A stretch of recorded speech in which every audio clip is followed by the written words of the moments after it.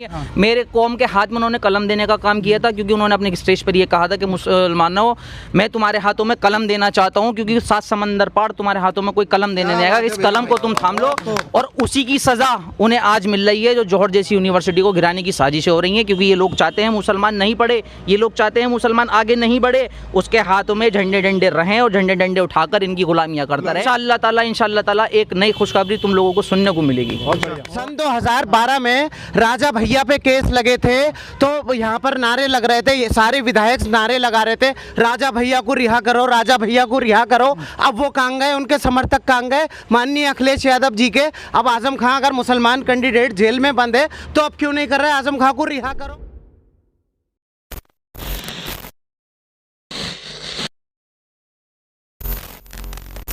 आपके AIMIM उत्तर प्रदेश में आ रही है, कितनी सीटों पर लड़ने का इरादा है? हमारा जो अभी फ़िलहाल प्लान है 100 सीटों पर लड़ने का इरादा है हमारा। इंशाल्लाह हमारी मेहनत ज़ोर से चल रही है, इंशाल्लाह अल्लाह ने चाहा तो हम 100 सीटों पर जीतेंगे। आप विधानसभा संभल भी लड़ेंगे? हाँ इंशाल्लाह। क्यों क्या लग रहा है, जीत पाएंगे? इंशाल्लाह क्यों नहीं जीतेंगे, जीत होगी। और हमारी जो यंग टीम है बहुत मेहनत मशक्क़त कर रही है और इंशाल्लाह हम अच्छे वोटों से जीतेंगे। अच्छा, अच्छे वोटों से जीतेंगे आप, लेकिन पिछली बार तो हार गए थे। नहीं तो हारना सर फर्स्ट टाइम ही होता, अगर हम फर्स्ट टाइम लड़े हैं और उसमें कोई हार नहीं होती। 61,000 वोट था हमारा, वो जीत का था। इंशाल्लाह इस बार हम बहुत अच्छे वोटों से जीतेंगे और 20-30 हज़ार वोटों से हमारी जीत होगी। 20-30 हज़ार वोटों से आपकी जीत होगी इंशाल्लाह। जो पिछले प्रत्याशी थे आपके, वो तो कहते हैं ये कि वो वोट सिर्फ हमारा था, पार्टी का उसमें कुछ नहीं था। नहीं सर, ऐसा कुछ नहीं था। अगर मैं ये कहना चाहूँगा, अगर तुम उन लोगों को निर्दलीय खड़ा करोगे तो मुझे लगता है कि दोनों पार्टियों को तो वो नहीं जीत पाएंगे। वो पार्टी का वोट था और इंशाल्लाह इस बार भी पार्टी का बहुत जड़ चढ़ के वोट आएगा और हम जीतेंगे। आप जीतेंगे इंशाल्लाह। आप कहाँ से जीतेंगे? कहते हैं कि संभल के अंदर जो ये MBT में उनमें खुद फूट है। नहीं सर, ऐसा कुछ नहीं है। फूट बाद में ये पदों पर थोड़ी बहुत ऊंच नीच होती रहती है। हमारी किसी से भी लड़ाई नहीं है और किसी से कोई भेदभाव नहीं है। सब हम आपस में मिलकर, जितने भी पार्टी के पदाधिकारी हैं, मिलजुल कर काम कर रहे हैं और अपने MIM की जितनी भी हमारी नीतियाँ हैं उसको सामने रख के हम अपना वर्क को कर रहे हैं। इंशाल्लाह कामयाबी ज़रूर मिलेगी हमें। कामयाबी ज़रूर मिलेगी। अच्छा, आपकी पार्टी हमेशा मुस्लिम करती रहती है? ऐसा नहीं है सर, हम दलितों को लेकर, सबको लेकर साथ चल रहे हैं। ऐसा नहीं है कि दलित कहाँ है? दलित हमारे साथ साहब हैं सर। हमारी टीम के अंदर पवन अम्बेडकर साहब हैं और वो पार्टी के राष्ट्रीय अध्यक्ष हैं और राष्ट्रीय प्रवक्ता हैं और वो अपना काम कर रहे हैं। और भी लोग हैं सर जो दलित समाज से जुड़े हुए हैं और बैकवर्ड क्लास के लोग हैं, वो हमसे जुड़े हुए हैं। और अभी फ़िलहाल में संभल में हमने वाल्मीकि समाज से कुछ लोगों को जोड़ा है। इंशाल्लाह आपको अभी रूबरू कराएंगे उनसे। अच्छा, आपका नाम? मैं मेहताब आलम साहब, आपको क्या लग रहा है उत्तर प्रदेश के अंदर क्या होने वाला है? बिल्कुल जलवा होने वाला है इंशाल्लाह। आपकी बात? किसका जलवा? किसका होगा? ओवैसी साहब का। कैसे? वोट काट का? नहीं, वोट कहाँ काट रहे हैं आप मुझे बताएं। नहीं, आप ही के ऊपर इल्ज़ाम लग रहे हैं कि वोट काटने के लिए उत्तर प्रदेश के अंदर आ रहे हैं। एक चीज़ मुझे बताइए, आम आदमी पार्टी लड़ती है, क्या वो वोट नहीं काटेगी? उसकी सरकार है ना दिल्ली के अंदर। दिल्ली के अंदर है ना, यूपी के अंदर क्या है? आपकी कहाँ है? हमारी नहीं है, लेकिन अधिकारी है, हमारा संवैधानिक अधिकार है। और इलेक्शन नहीं, ये किसने कहा कि इलेक्शन कमीशन में हम रजिस्टर्ड हैं। हमारे 14 MLA हैं भाई, कॉर्पोरेटर हैं, क्यों नहीं है ये बताइए? हमारा पूरा हक है, हम बिल्कुल लड़ेंगे। कोई हम ये तो है नहीं कि बिल्कुल आम आदमी है और नई पार्टी खड़ी की और अपनी गली की पार्टी और एक आप ही की कौम के लोग कह रहे हैं ना कि ये वोट काटने के लिए आ रहे हैं, इनसे कोई फायदा नहीं होगा किसी को। नहीं तो आप जहाँ कौम का बात है, वो चिराग भी तो अपने घर के लोग, आग जो लगाते हैं अपने ही चिराग से लगती है। अच्छा। ऐसा नहीं है कि मतलब कि बाहर के लोग आके लगाएंगे। और पता भी, छुरा भी वही मारते हैं जैसे सबके बारे में पता होता है, अपने लोग ही। आपने कहा कि अपने ही लोग। हाँ, मैं इसका जवाब देना चाहूँगा। ये जो अफवाह फैली ये वोट काटेंगे, क्योंकि अखिलेश यादव हमसे जो गठबंधन करने चाहिए, इसका एक मेन रीज़न है सर, मेन फैक्ट है। क्योंकि मैं ये बताना चाहता हूँ कि लोग यहाँ में बदनाम कर रहे हैं कि हम इस पार्टी में वोट काटेंगे या वोट कटवा खिलाएंगे, क्योंकि अखिलेश यादव को ये डर है कि अगर मैंने MIM से असदुद्दीन ओवैसी साहब से गठबंधन कर लिया, गठबंधन अगर मैंने कर लिया तो उनकी मुसलमान लीडरशिप ख़त्म हो जाएगी और हमारी लीडरशिप जो चलेगी वो ओवैसी साहब से चलेगी। मेन वजह यही है जो हमसे लीडरशिप नहीं करना चाह रहे हैं। वो यही चाहते हैं कि हम मुसलमानों को अपने साथ नहीं लें। तभी तो वो ये बोल रहे हैं। उन्होंने अभी उनका एक बयान आया कि मुसलमानों, मैं तुम्हें 5 साल अगर मेरी सरकार अब बनी तो मैं तुम्हें आटा फ्री दूंगा, दाल फ्री दूंगा, राशन फ्री दूंगा। तो मैं ये सोचता हूँ कभी कभी कि यार इन लोगों को CM किसने बनाया? कौन लोग इन्हें सीएम बनाने के लिए आए? जो ये कह रहे हैं, मेरी बात सुनिएगा, जो ये कह रहे हैं कि हम 5 साल अगर हमारी सरकार बनी तो हम राशन फ्री देंगे, तो क्या मुसलमान या यहाँ का आवाम क्या राशन के लिए 2 किलो आटे 3 किलो चावल पे ज़िंदगी कटेगी? अगर हमें देना था तो हमें देते, स्कूल कॉलेज देते, यूनिवर्सिटी देते। उन्होंने 2013 के उसमें मैनिफेस्टो में ये कहा था कि मैं मुसलमानों के लिए पुलिस भर्तियाँ दूंगा और जो हमारे सरकारी विभाग जो होते हैं ट्रेनिंग कैंप खोलूंगा और 17% रिजर्वेशन दूंगा, लेकिन वो अपने वादे को पूरा नहीं कर पाया। अब उन्हें डर है, मुसलमान जाग चुका है और अपनी नीतियों को समझ चुका है और उसी के आधार पर हम मुसलमानों को ओवैसी साहब को भरपूर सपोर्ट करेंगे। अभी आप भी मुसलमान ही करते हैं, ये भी यही ओवैसी साहब करते हैं, तो आपके साथ दलित या और कोई कैसे जुड़ेगा? सर ऐसा नहीं है कि हम मुसलमान करते हैं, हमारी पार्टियों में और भी दलित लोग ऐसे हैं जो अपने काम को अंजाम दे रहे हैं, हम सभी को साथ लेकर चल रहे हैं। ऐसा नहीं है कि ये एक अफवाह है कि हम अपने पार्टियों की नीतियों में कि हम मुसलमान कर रहे हैं। दलितों के साथ, बैकवर्ड क्लास लोगों के साथ बहुत जुल्म हुआ है, ज़्यादती हुई है। इसकी चीज़ को हमारा मैनिफेस्टो है, हम इसको आगे बढ़ाएंगे। वो तो अखिलेश यादव भी कहते हैं ना कि जो बीजेपी सरकार में जिनके ऊपर ज्यादती हो रही है उनके साथ समाजवादी पार्टी खड़ी है। कहाँ खड़ी है सर? हाँ, कहाँ खड़ी है? लगातार कह रहे हैं वो। कहाँ खड़ी कह है? रहे हैं अगर 4 दिन खड़ी होती तो आजम खां को ना निकालते जेल से? ये यार ऐसे तो मुकदमे झूठे इल्ज़ाम लग जाते हैं किसी पे, तो इसका मतलब ये नहीं है जो पार्टी का मेन लीडर है उनका कोई देखे नहीं जाके अब वो बंद पड़े हैं। वो सिर्फ किस बात पे आप बताइए? जमीनें हथियाई हैं, उनके ऊपर केस है, वो कोर्ट में फैसला होगा।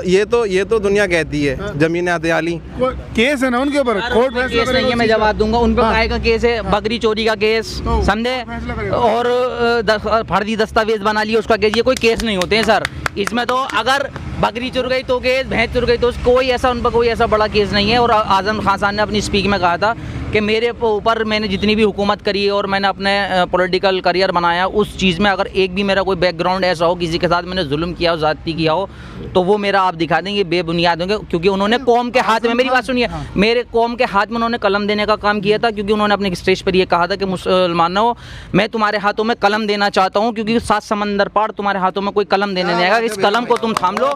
और उसी की सज़ा उन्हें आज मिल रही है, जो जौहर जैसी यूनिवर्सिटी को गिराने की साजिशें हो रही हैं। क्योंकि ये लोग चाहते हैं मुसलमान नहीं पढ़े, ये लोग चाहते हैं मुसलमान आगे नहीं बढ़े, उसके हाथों में झंडे डंडे रहें और झंडे डंडे उठाकर इनकी गुलामियां करता रहे। और इसी की वजह से ये लोग हमसे गठबंधन नहीं करना नहीं चाहते। आजम खां कर रहे हैं, आजम खां की फैमिली का कोई भी सदस्य आपका साथ देने के लिए तैयार नहीं है। क्यों नहीं सर? मतलब आप राजनीति कर रहे हैं आजम खां के नाम पर? अभी नहीं सर, ऐसा कुछ नहीं है राजनीति।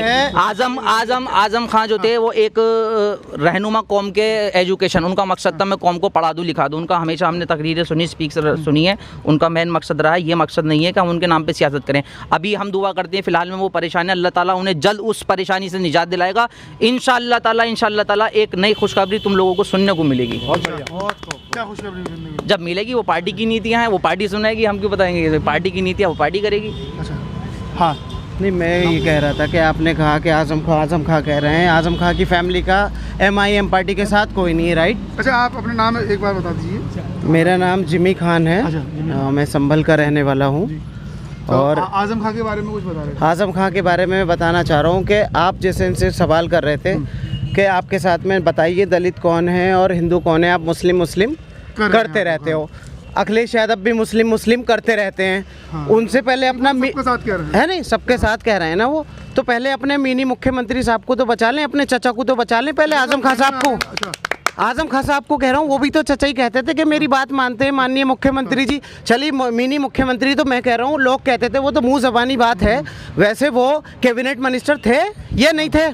तो पहले अपने कैबिनेट मिनिस्टर को ही बचा लें, तो बाद में तो मुसलमानों की बात करेंगे। वो केस लग गया उन पर, तो केस लग गया, कोर्ट फैसला देगा ना। अखिलेश यादव के हाथ में क्या था? सन 2012 में राजा भैया पे केस लगे थे, तो यहाँ पर नारे लग रहे थे, ये सारे विधायक नारे लगा रहे थे, राजा भैया को रिहा करो, राजा भैया को रिहा करो। अब वो कहाँ गए? उनके समर्थक कहाँ गए? माननीय अखिलेश यादव जी के। अब आजम खां अगर मुसलमान कैंडिडेट जेल में बंद है तो अब क्यों नहीं कर रहे? आजम खां को रिहा करो, नहीं तो ये काला कानून है या कानून के खिलाफ कोई आवाज़ क्यों नहीं उठा रहे? जब भी तो वही कानून था और अब भी वही कानून है। सन 2012 में क्या अलग कानून था? या राजा भैया जो भी थे मुलजिम थे या नहीं थे, मुझे नहीं पता, वो तो अदालत फैसला करेगी बकौल आपके, और सब लोग ये जानते हैं, मैं भी जानता हूँ। लेकिन आजम खां क्या कैबिनेट मिनिस्टर बकरी मुर्गी चोरी करेगा? जब उनके ऊपर केस लगे हुए हैं तो वो फैसला तो अदालत करेगी। तो माननीय अखिलेश यादव क्यों धरने प्रदर्शन क्यों नहीं करवा रहे? जैसे कोर्ट में केस है तो फिर कैसे, क्या फायदा उस चीज का? वो भी कोर्ट में केस था, वो भी जेल में थे, वो भी जेल में थे। 400 सीटें लाने का वादा कर रहे हैं कि कौन कर रहा है 400? अखिलेश यादव 400 सीटें ले आएंगे। वो तो योगी भी कह रहा है 400 सीटें लेके आऊंगा। 400 सीटें लाने का वादा कर रहे हैं। वो पहले जितने वो पहले से मुख्यमंत्री बने थे, पहले इतनी सीटें लिए हैं वो। उनका अब मुसलमानों में कुछ नहीं है। हाँ, उनका कुछ नहीं है। वो खास करके आपके यहाँ खास कर आपके यहाँ पर ये अभी मुशायरा हुआ है, सारे मुस्लिम थे उसमें? हम मुस्लिम थे। मुशायरा सुनने कोई भी जा सकता है, वो किसी सरकार का या किसी सरकार ने या माननीय मोदी जी ने या माननीय लग रहे हैं ना, अखिलेश भैया जिंदाबाद, ये जबानी है तेरे ऊपर कुर्बान। जो लोग अगर मान लो मैं मुशायरा सुनने चला गया, आपने आप नारे कौन से लगे? ओवैसी जिंदाबाद के, वहाँ अखिलेश जिंदाबाद के नारे लग रहे हैं, यहाँ ओवैसी जिंदाबाद के नारे लग जाएंगे। और सबसे मेरा एक सवाल, आप सबसे सवाल पूछ रहे हो, मेरा सवाल सीधा आपसे ये है कि आपको समाजवादी ने भेजा यहाँ पे, जो आप समाजवादी के बारे में बात कर रहे हो, आप समाजवादी के पूछ रहे हो, आप आजम खां के बारे में पूछ रहे हो, आप ये भी नहीं पूछ रहे कि संभल में विकास क्यों नहीं हुआ है, आप संभल ये क्यों नहीं पूछ रहे संभल के अस्पताल कैसे हैं, आप संभल ये क्यों नहीं पूछ रहे कि संभल के हॉस्पिटल कैसे हैं या संभल की सड़कें कैसी हैं, आप इस बारे में सवाल नहीं करते। मुझे तो आप पे शक हो रहा है कि आप आजम खान ने आपको भेजा, ये आपको समाजवादी पार्टी ने आपको भेजा। आप सीधे सवाल पूछो ना कि संभल में विकास कैसे हुआ है। तुम चाहते ही ना सर ये देश हम आजाद में संभल। जब समाजवादी पार्टी कह रही है सबका साथ सबका विकास लेने के लिए, तो आप दूसरी पार्टी का साथी बन रहे हैं। हम किस पार्टी का सवाल, हम किस पार्टी का नहीं कर रहे सवाल। हमें तो आप जो है हमसे ये बात पूछोगे संभल में विकास क्या हो, इस बारे में बात करो, हम आपको सीधा जवाब देंगे। आप सवाल पूछो तो सही, संभल के विकास पर, संभल के विकास में सवाल पूछो, हम उसका जवाब देंगे। आप पूछो हमसे। बात है बिल्कुल। आपकी पार्टी पर देखिए, आप जो लड़ रहे हैं, आपकी जो पार्टी है वो मीम है, AIMIM, उसके राष्ट्रीय अध्यक्ष जो है असदुद्दीन ओवैसी, सभी को पता है, वो हमेशा मुस्लिमों की बात करते हैं। तो आपको सिर्फ मुस्लिम वोट मिलने के बाद में जीत जाएंगे आप? सर मुस्लिम वोट से तो कोई ऐसा नहीं है कि किसी भी एक या किसी भी एक कौम के या किसी भी एक जाति की वजह से वोट इलेक्शन जीता जाए, लेकिन इलेक्शन मुस्लिमों की जो बात जो ज़्यादातर हो रही है वो इसलिए हो रही है क्योंकि मुस्लिम वोट जो है यहाँ पर इफेक्ट डालता है यूपी के अंदर। अब जब हम इफेक्ट डालते हैं तो सबसे ज़्यादा चर्चा जो होगी ना वो हमारी होगी, और हो रही है। देखो हो रही है, सबसे ज़्यादा चर्चा हो रही है। क्यों? अगर बीजेपी ही अगर मुसलमान, पाकिस्तान और सब राम मंदिर और हिंदू ये नाम लेने ही छोड़ देना तो बीजेपी सर एक भी सीट नहीं जीतने की है। इसलिए जो बात होती है हिंदुस्तान में मुसलमान को लेके ही बात होती है। तो हमेशा समाजवादी के पीछे पड़े हुए हैं ना। तो समाजवादी के पीछे हम इसलिए पड़े हैं ना क्योंकि समाजवादी ने जो है उत्तर प्रदेश समाजवादी ने बसपा ने पीछे धकेला। आप मुझे एक बार बताइए, मतलब योगी इतना काम अच्छा किया सर, आप मुझे एक बात का ये जवाब दिया, आपने कभी सुना है क्या महाराष्ट्र का आदमी से यूपी में काम करने आया? कभी आपने सुना है क्या या तमिलनाडु का आदमी यूपी में काम करने आया? कभी आपने दूसरे राज्य का सुना है क्या यूपी में काम करने आया? हैदराबाद से आन करके उत्तर प्रदेश में लड़ सकते हैं तो वो आ नहीं सकते क्या? सर ओवैसी नहीं लड़ रहा है उत्तर प्रदेश से, पार्टी तो उन्हीं की है ना। पार्टी तो क्या बीजेपी पार्टी रजिस्टर्ड कैसे, आप मुझे बताओगे? आप मुझे बताओगे बीजेपी रजिस्टर्ड कैसे? भाई अगर आप ये सवाल तो आप कर रहे हैं ना, ये सवाल तो आप कर रहे हैं ना कि महाराष्ट्र